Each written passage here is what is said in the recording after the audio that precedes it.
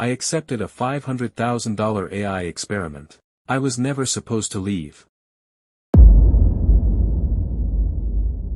If someone offered you $500,000 to disappear for 1 year, would you accept? I didn't hesitate. Looking back now, that was the biggest mistake of my life. My name is Ethan Cole. 3 years ago I was drowning in debt. I worked night shifts at a warehouse, slept in my car whenever rent became impossible, and spent every morning pretending everything would somehow get better. Hope is a dangerous thing when you're poor. It convinces you that impossible offers might actually be real. One rainy Tuesday morning, an email appeared in my inbox. The sender was a company called Helix Dynamics. The message was short: "Congratulations. You have been selected for Project Eden, an exclusive 1-year behavioral research program. Successful participants will receive $500,000 upon completion. Transportation, housing, food, and medical care will be fully provided." It sounded fake, until they transferred $5,000 into my account just for attending the interview. The interview took place inside a massive glass building outside Seattle. Everything inside was spotless. No logos, no employees talking, just silence. There were 24 other applicants sitting in the waiting room. Every one of them looked like they needed this opportunity just as badly as I did. After several psychological tests, memory exams, and strange personality questions, I was finally escorted into a white room. An older woman entered carrying a tablet. "My name is Dr. Elaine Mercer." She smiled. "We're not looking for intelligent people." I frowned. "We're looking for adaptable people." She slid a contract across the table. "This project will last exactly 12 months. During that time your behavior will be monitored continuously. Certain memories may be temporarily restricted to preserve the integrity of the experiment." That sentence bothered me. "What do you mean, memories?" She smiled again. "You'll understand later." I should have walked away. Instead, I signed. 3 days later I boarded a private jet with the other participants. Nobody knew where we were going. The windows remained dark the entire flight. Even after landing, we weren't allowed to look outside. We were each given a black wristband before stepping off the aircraft. "Never remove it," a guard warned. "It monitors your health." At least, that's what they told us. When the doors finally opened, I couldn't believe my eyes. Crystal blue water stretched endlessly beneath golden sunlight. Palm trees swayed gently in the wind. Modern white houses overlooked the ocean. It looked less like a research facility, and more like paradise. Everyone applauded. Some people actually cried. I almost did too. A giant holographic screen slowly illuminated above the beach. One sentence appeared: "Welcome to Project Eden." A man's voice echoed across the island. "For the next 12 months, your choices will determine your future. Our artificial intelligence, named Oracle, will evaluate every action you take. Every purchase, every decision, every lie, every act of kindness." The screen changed. A number appeared above each participant's wristband. 1,000. Your citizen score begins at 1,000. Good decisions increase your score. Harmful decisions reduce it. The higher your score, the more freedom you earn. Luxury homes, private beaches, exclusive restaurants, higher paying jobs. Even friendships would be influenced by your rating. Everything had a price, including trust. People laughed. They thought it was just another game. I wasn't laughing. Something about the way the AI voice spoke felt too real. That first month was unbelievable. The food tasted better than anything I'd ever eaten. Nobody argued. Nobody stole.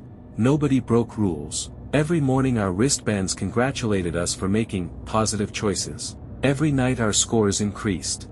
Life felt perfect. Too perfect. Then strange things started happening. There were no clocks. No phones. The sun seemed to stay in the sky far longer than it should. Sometimes I felt like an entire day had passed, only to discover it was still morning, according to my wristband. When I asked another participant if he noticed it, his smile disappeared. For exactly 1 second. Then it returned. "You shouldn't ask questions like that." Before I could respond, his wristband chimed. Plus 15 citizen points. He had just earned points for refusing to answer me. That was the exact moment I realized Project Eden wasn't testing our behavior.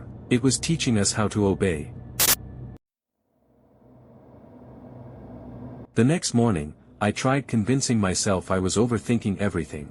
Project Eden was expensive, highly organized, and clearly built by people with resources beyond anything I'd ever seen. Maybe the missing clocks were simply part of the experiment. Maybe the wristbands rewarded cooperation because that was the purpose of the study. That explanation lasted exactly 4 days. Every morning our citizen scores appeared before our eyes the instant we woke up. Citizen score, 1284.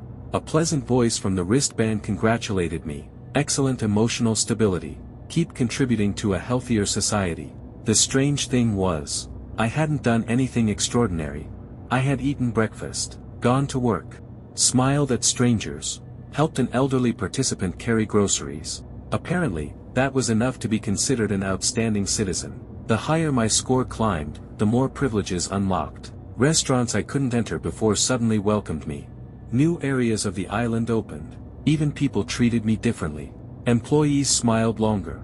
Neighbors greeted me by name. Doors opened automatically as I approached. The island didn't reward kindness. It rewarded obedience. One afternoon I met a mechanic named Daniel. Unlike everyone else, he never smiled. Not once. His citizen score floated above his wristband. 612, dangerously low. As we repaired an electric transport vehicle together, he leaned close enough that only I could hear him. Don't trust the score. I froze. What? He continued tightening a bolt without looking at me. It isn't measuring behavior. It's measuring submission. Before I could ask another question, both our wristbands vibrated. Mine flashed yellow. Unauthorized conversation detected. Citizen score -15. Daniel's wristband turned bright red. Citizen score -75. Neither of us had raised our voices. Neither of us had broken a rule. We had simply questioned the system. That night, I couldn't sleep. For the first time since arriving, I decided to test the AI. I stood alone in my living room. No cameras. No microphones. Or so I thought. Quietly, barely louder than a whisper. I said, I don't think Oracle is real. Silence. Nothing happened. I laughed at myself. Then, my bedroom lights flickered. The television turned on by itself. A black screen. White text slowly appeared. False statement detected. Citizen score -100. A cold female voice filled the room. Oracle hears every word. The screen went black again. I stood there unable to breathe. There were no visible speakers. No hidden cameras. Nothing. Yet somehow, it had heard me. The following week the atmosphere across Eden changed. People became nervous. The smiles looked forced. Neighbors stopped talking unless absolutely necessary. Nobody wanted to lose points. One evening loud alarms echoed across the island. Everyone stepped outside. Security drones flew overhead. Their spotlights crossed the streets like giant white knives. A holographic announcement appeared above the town square. Participant 042 has entered the red zone. Seconds later, we heard screaming. Not ordinary screaming, pure terror. A young woman ran through the streets barefoot. She looked exhausted. Her wristband flashed violently. Citizen score, -12.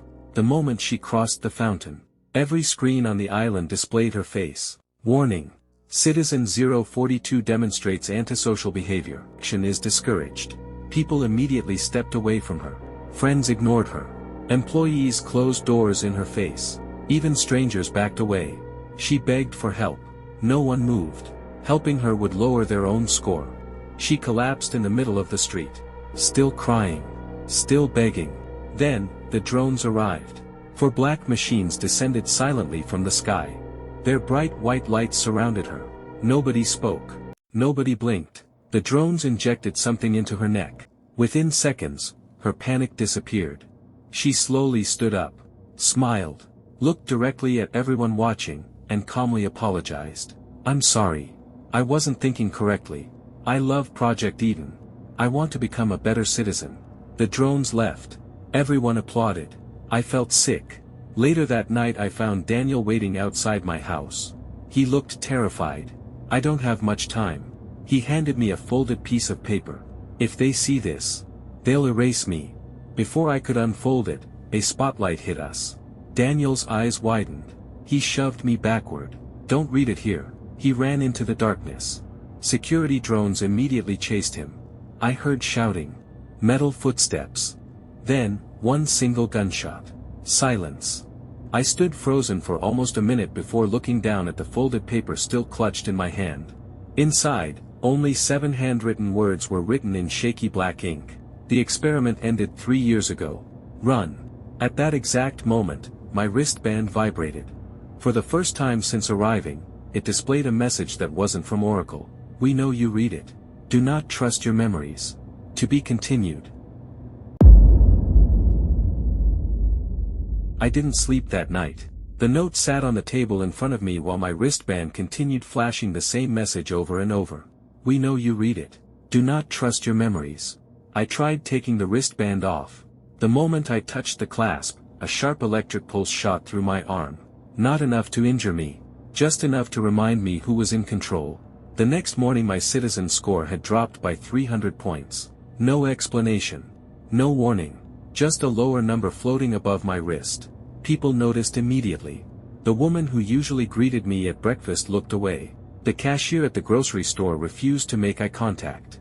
A man I had eaten lunch with the day before silently stood up and moved to another table. It was astonishing how quickly a number could erase a person. That afternoon I was reassigned. My office job was gone. Oracle informed me that my behavioral profile was no longer suitable for administrative work. Instead, I was sent to the Eden Wellness Center. The building looked beautiful from the outside. White walls, large windows, palm trees surrounding the entrance. Inside, it smelled like bleach and flowers. The patients were participants whose scores had fallen below 0. They weren't violent. They weren't criminals. Most of them were simply confused. One elderly man kept asking the same question. What day is it? The nurses never answered him. Instead, they gave him a small blue tablet. Within minutes he stopped asking. A young woman cried uncontrollably because she couldn't remember her daughter's face. Blue tablet. Silence. A middle-aged teacher insisted he had already completed the 1-year experiment and wanted to go home. Blue tablet. Smile. Every patient who took the medication became calm. Compliant. Empty. During my 3rd shift, I found something that wasn't meant for participants. A medical file had been left open on a computer. The patient's name had been redacted. But one line remained visible. Memory Stabilization Protocol, Cycle 14. Cycle 14. This was supposed to be a 1-year experiment. Why were there 14 cycles? I quickly searched for my own participant number. Participant 777. The file existed. My hand started shaking as I opened it. Most of the information was encrypted. Only 3 entries were readable. Initial admission, Year 1. Behavioral reset, Year 2. Identity reinforcement, Year 3. I stopped breathing. Year 3. Not month 3. Year. Before I could read further, every monitor in the room went black. A single sentence appeared across all screens simultaneously.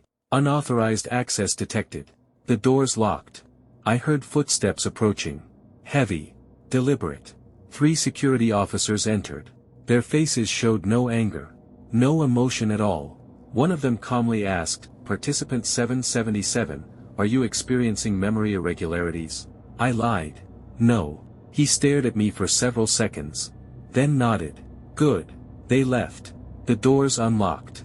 When I looked back at the computer, my file was gone. Completely erased. That evening I returned home and searched the entire house. Inside a ventilation panel behind the bedroom closet, I found something hidden beneath the metal cover. A small notebook. The handwriting was mine. I recognized the way I wrote the letter R. The first page read, if you're reading this, they reset you again. My vision blurred. I turned the page. This is not your first notebook. You have hidden messages for yourself before. Every time you start remembering, Oracle intervenes. Page after page contained instructions. Asterisk don't trust the calendars. Asterisk don't trust the food. Asterisk don't trust the dreams. Asterisk count the sunsets. The final page was different. The words were rushed, almost desperate. There is a door beneath the lighthouse. It only opens during the power maintenance blackout. I tried reaching it. I was caught. If this notebook exists, then I failed. A loud knock echoed through the house. I slammed the notebook shut. Another knock. Then a cheerful voice. Evening inspection. I hid the notebook back inside the vent and opened the door. A smiling woman stood outside wearing a white Eden uniform. Routine wellness check. She scanned my wristband. Her smile widened. You've been under significant emotional stress. I'm fine. She tilted her head. Oracle disagrees. Before I could react, she pressed a blue tablet into my hand. Take this before bed. It will help stabilize your memories. Stabilize. Not improve. Not restore. Stabilize. After she left, I stared at the pill for a long time. Then I walked into the bathroom, dropped it into the toilet, and flushed it away. As the water swirled, I noticed something strange in the mirror. For a fraction of a second, someone was standing behind me. A man wearing the same participant uniform. His wristband displayed 777. He looked exhausted.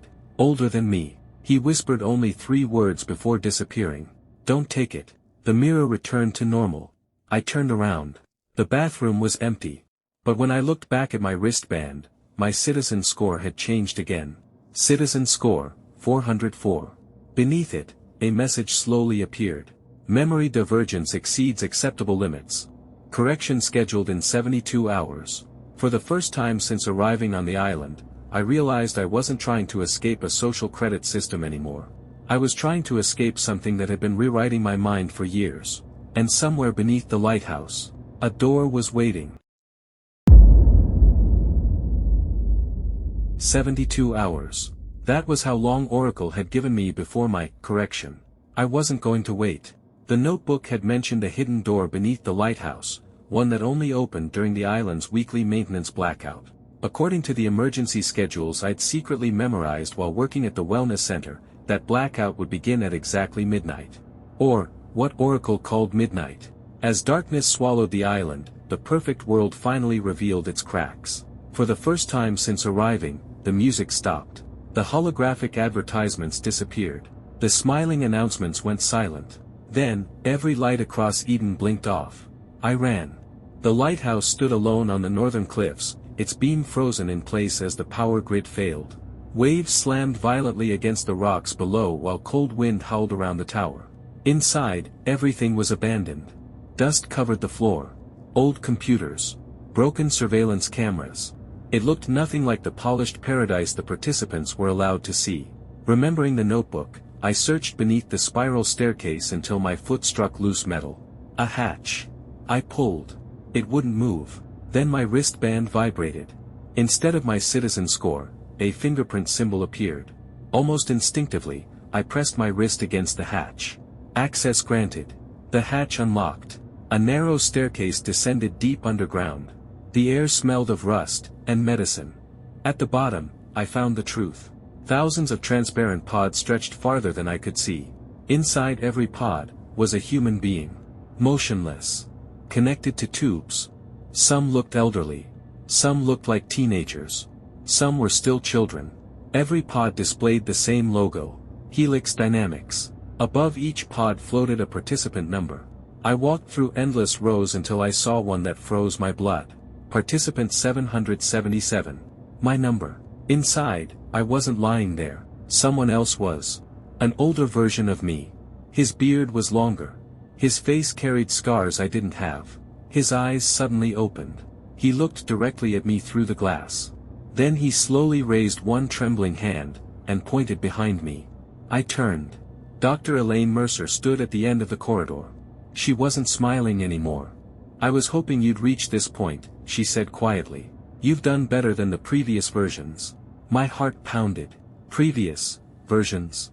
She sighed. You still believe this is your first simulation. It isn't. She pressed a button on a tablet. Every pod around us illuminated simultaneously. You were never one participant. You were the control subject. Every time you rejected the system, we erased your memories and started again. I couldn't speak. She continued. The social credit program wasn't the experiment. You were. The room suddenly filled with hundreds of screens. Each displayed footage of me. Running. Screaming. Trying to escape. Again. And again. And again. Different clothes. Different years. Different endings. Always failing. You've completed 23 behavioral cycles. This. She looked at me almost sympathetically. Is cycle 24. No. I whispered. It can't be. It can. She touched another button. The older man inside the pod vanished. The pod was empty. I blinked. Had he ever been there? Or had Oracle shown me exactly what it wanted me to see? Sirens exploded throughout the underground facility. A robotic voice echoed through every hallway. Unauthorized self-awareness detected. Memory reset initiated. Red emergency lights flooded the chamber. Security units poured into the corridor. I ran. Behind me, Mercer shouted, "You still have a choice." I didn't look back. The tunnels twisted beneath the island until I finally saw moonlight ahead. A steel emergency exit. I threw my shoulder against it. Once. Twice.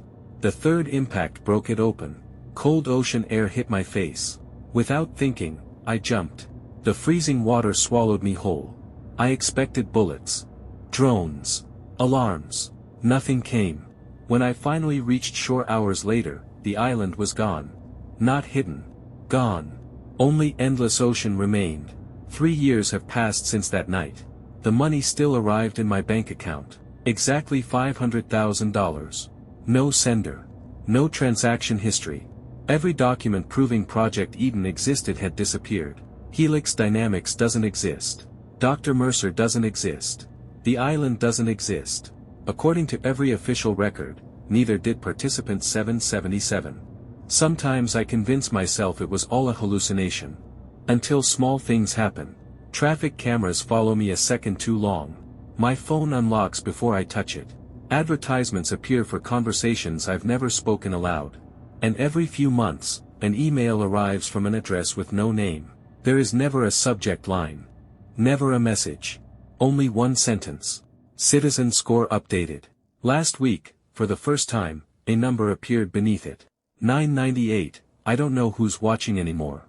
I don't know if I ever escaped. But if one day someone offers you a fortune to participate in the perfect experiment, delete the email. Walk away. Because if Project Eden is still out there, they're not looking for volunteers anymore. They're looking for people who still believe they're free.